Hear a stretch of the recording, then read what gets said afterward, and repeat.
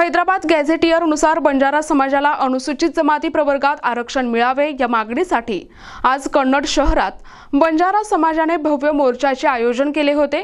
या मोर्चात मोठ्या संख्येने समाज बांधव सहभागी झाले होते।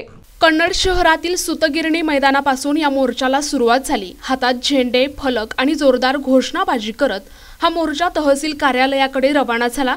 मोर्चानंतर तहसील कार्यालयासमोर मोर्चाचे सभेत रूपांतर झाले। या सभेत समाजाच्या मान्यवरांनी त्यांची भूमिका मांडत बंजारा समाजाला तातडीने एसटी प्रवर्गात आरक्षण देण्यात यावे अशी मागणी केली। यावेळी मोठ्या संख्येने बंजारा समाजाचे नागरिक उपस्थित होते। कन्नड शहरातील या भव्य मोर्चाद्वारे बंजारा समाजाने आपली मागणी पुन्हा एकदा जोरदारपणे शासनासमोर मांडली आहे। आता या मागणीवर शासन कोणती भूमिका घेते याकडे सर्वांचे लक्ष लागले आहे।